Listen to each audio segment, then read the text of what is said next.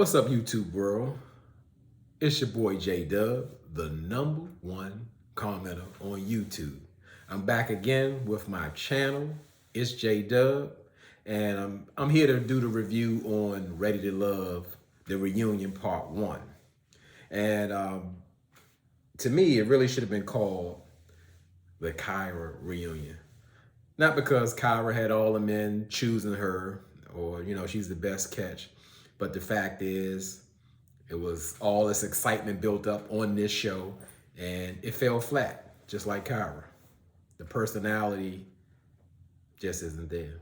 It's not present, And speaking on that, I've from day one, I've been a Kyra fan. I thought that she would have all the men lined up. They'd be chasing her. She couldn't keep them off of her, and she would just have her pick. In a sense, which it was. But when her personality was exposed, it wasn't a lot of substance there. She wasn't opening up, and as I said, the personality just fell flat. But just like this show, I just thought so much more of her. But as we see and we got to know her, that's what it was. But the thing of it is, like, on my channel, this is what we do. We say what we say. And it feels so good to have a platform where, again, we can say what we say. First, before we go any further, we do anything else, I got to address the question, why did Chris, have on a Matador tuxedo?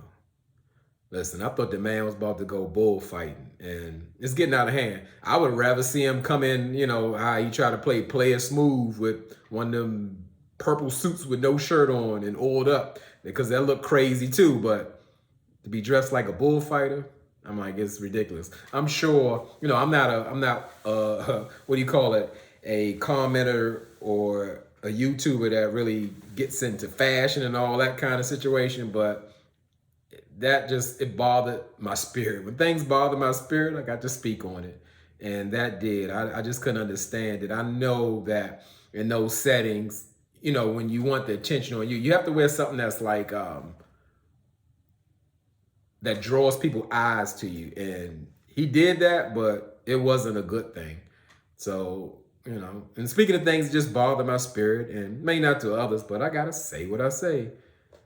Jason's baby teeth that he be shuffling around and stuff like that. I didn't notice him in the reunion or so much, but when they kept showing them clips, it was irritating. I was like, can they stop showing that? And then the crazy enough, he gonna go in he want 100 kisses from everybody. He's showing him kissing Kyra, showing him kissing Liz, and that was just too much for me. It bothered my spirit. But I mean, well, yeah, I don't even want to talk about it no more. But so I'll go back on to Kyra. The one thing I like about Amber did something towards Kyra. I think she pulled her card, and I messed that up. Not Amber. Alexis pulled Kyra's card and said, hey, by looking at her, this lady is playing Monopoly. She's playing chess. She's a strategist. It appears that her motive is to, stay on the show. And I thought that from the beginning, when she was like shuffling Jason and AJ around, it's like she was trying to keep both of them in her pocket until, she was ready to make her move or whatever that was, just to make it to the end, because she still was talking about, oh, well, it's, I have to do the whole process. She we at the end of the show, she still want to do her process and making a choice, between the two. And she ended up playing herself, and she deserved it. And she's like so salty that Jason actually chose Liz. Now, again, I don't think she truly wanted Jason, but the fact that it's like a form of rejection that he chose somebody else, and he didn't play the game by sitting on that shelf like she thought she had. And that was a problem, because I don't think she wanted Jason or AJ. So shout out to Alexis for exposing that, because that's something I always thought or wanted to say. Even though Alexis got her own problems, she really hit the nail on the head with that comment. So They also showed the former contestants. Now, just by looking at them, it felt like we've been on this show maybe 20 weeks or so, because I was like, I don't even really remember these people. But thinking back, I remember the first episode, two men got eliminated, which was Khalil and Christian. And going back, showing their clips, and then just having them, come to the reunion, I really saw why they both were eliminated that day, because to me, I guess they weren't showing that they had much to offer. Now, Khalil, he showed up on the first episode. He was dressed like he was going to a parent teachers conference. He is a teacher, but that, I don't think that was a good way to show a first impression. And he admitted that, like during the reunion, that he could have stepped his game because he came to the reunion. He had his suit on and said he can clean up or whatever. He definitely should have did it on the first impression. He may have stayed around, but bottom line, the man is super awkward. They showed that clip where he was talking with Amber and she asked him that lawyer question, which I didn't like, or interview question, hitting him with, so what are your flaws? And to me, I think that's a unrealistic question. That means you have to immediately become vulnerable to a person that you don't know, and that they're going to use this information to judge you and to, put you in a little box. So you don't want to give them information that would hurt your chances of, going forward with the show. And I understand him being uncomfortable and not wanting to answer that question, but he came up with the infamous saying of his flaw is Mean Girls. Mean Girls. He just kept saying Mean Girls out of all the questions. It was annoying, but it was memorable. But that still didn't do well for him because, he's not opening up. He wasn't real, and it appeared that he didn't want to talk about himself. But who wants to talk? Who wants to talk while they're being interrogated, especially for the first time, or any time? So understood that. Now we go with Christian. Now Christian was like, he didn't stay there long enough to be like a real fan favorite, but the ladies was talking about him and commenting about him. This guy's like a good catch and all that. I'm like, where did y'all not hear in his bio? He was like, yeah, I was, he just said it nonchalant. Well, I was in a DUI situation where I was asleep at the wheel. Police woke me up and arrested me. And I'm like, ain't that a red flag? Like, you talking with a guy who, being irresponsible, drinking, getting locked up, and possibly have a drinking problem. And, that doesn't sit well. People thought like he was getting some hate because he was a mailman. It was like, no, he may have some issues going on. And not only that, when they show, the ladies thought, he was meek, he was weak, he was timid. And those are characteristics that most ladies don't look for in a man. And he was definitely that. You could see how awkward he was when he talking. He could barely hold a conversation, doing an awkward laugh and all that. Like, all the ladies want to get away from him, And the reunion, he tried to, I guess, buck up and give up some confidence when he was talking with Andrea. So Andrea is another castmate that got knocked off on the show, and she's been talking with Christian over the phone, and they never went on a date. However, the other cast members hearing that, hey, are y'all talking? And have y'all gone out? And they're like, no. And they have to like kind of prompt and push him to ask her on a date. He's already been talking to her. And, so he straightened his suit up and get up and, give his little Easter speech like, Andrea, would you, later we could like have a conversation and maybe we could talk about, going out, because I would really like that. And they clapping for me, happy. Oh, like you did such a good job. That annoys me so much. I can't stand it. They did that the same way with David from last season, with I forgot the other girl name.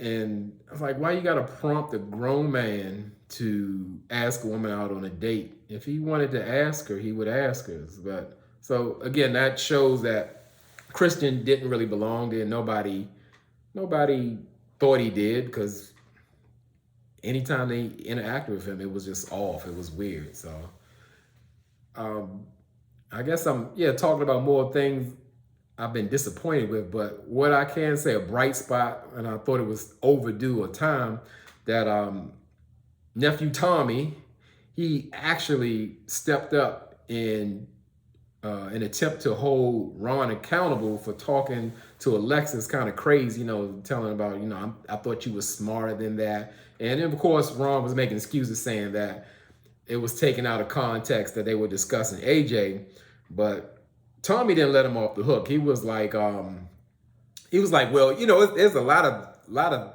ways you can say things. It's 30 ways you can say it, something different than coming off like that, because he's never heard any man talk to another woman on the show in that manner. And I like that he stood up for it, because he's always giving such advice, or he's trying to seem protective over the people's feelings, and that they feel safe or comfortable. And that was overdue. I really also wanted him to pull David down and give him the business about like how he handled Liz and acted a fool when he was about to get eliminated. He pulled a male Nia on him, and that needs to be addressed as well. So nephew Tommy did step up, and he also stepped up when he was questioning AJ. Like AJ was kind of beating around the bush and deflecting, but Tommy made him address the question, like, why did you eliminate Alexis? Because you was like leading her on and everything, and he was trying to go around it, and he went back to, but we getting off track. Now tell me, why did you eliminate Alexis? And I like that. He stepped up. That's like you taking control of the show or having some direction and holding people accountable. And, because a lot of times in the show, no, you don't want to control the narrative. You wanted things to happen naturally, but you got to have some direction. You got to have some order or structure around there. And I really appreciated that from Tommy. And I don't appreciate much from Tommy, but he stepped his game up that time, and I like that. And even like I said, when Tommy was talking to Ron and trying to get him to apologize, he didn't really apologize to Alexis. He was speaking of, well, I'll take accountability on my part, but, both parties were responsible and all that. You could really see, that Ron lacks emotional intelligence.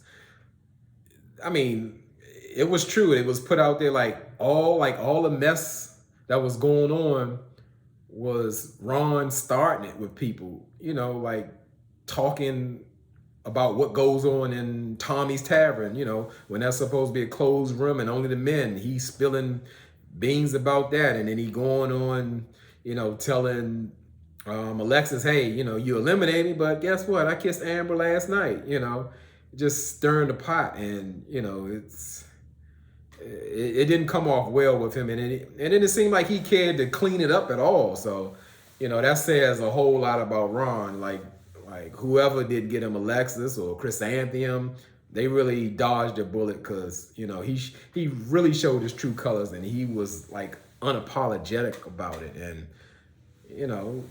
that's terrible, yeah. And, that will be something that'll affect him, like in his dating, like the whole world see you act like this, or this is how you treat women, and you're good with it even when you're called out for it. So, good luck out there in Houston, Ron. You might have to move. I don't know. So I would say it kind of surprised me that AJ was still dating Kyra after the fact, because to me, she rejected him or let him down. But it comes to find out, I guess that format she set up for him, she really meant it. She wants to explore and see, and for them to get to know each other. And I thought she not plainly, but she kind of put it out there that AJ's not the one for her, but he's still pursuing her. He still wants to be with her. And I knew if they continue on, it would be a mess, in which it was, because you later find out that Kyra said she went on an out of the country trip for 2 weeks, and that her and AJ was still in communication every day, and she thought they were doing fine, but they had an issue come up when she found out that AJ actually went on a date with Alexis. He I guess took her out for her birthday after Alexis DM'd AJ and questioned whether his feelings were real for her. And I'm kind of conflicted about that. So I definitely would want to hear from y'all about, do y'all think that Kyra was wrong for feeling some type of way, even though to me she's still putting AJ on a shelf? It's like she wants him to be committed, but she won't commit to him. And like, to me, he's free to do what he want, but people kind of see that like as kind of shady or shisty on what he did. Like, oh, you went back to Alexis when we were supposed to be building. So I really don't know. All I know is that Kyra had a chance to commit to AJ, and she chose not to once again. So I'm thinking that he's free to do what he wants to do, but I want to know from y'all, what's your perspective? Do you think that was a bad look for him, or she didn't make a commitment so he can date whoever he wants, including Alexis? It doesn't matter who. So yeah, let me know what you think, because myself, I'm not totally clear. I can see both sides of it. I understand it, but I want to have better understanding, because like I said, when we get to interacting in the comments, y'all help me understand some things, or confirm some things that I already knew, which is a great thing. But concerning with AJ and Kyra, I really wanted to see them show the clip in the beginning where Kyra was kind of down on AJ, or giving their backstory about her friends calling him El Cheapo. I wonder if they show that, would he feel differently about her? Because like, without a commitment, it seems like he's still all in, or he's still trying to pursue her. And clearly he doesn't want Alexis, and Alexis just needs to let go, because,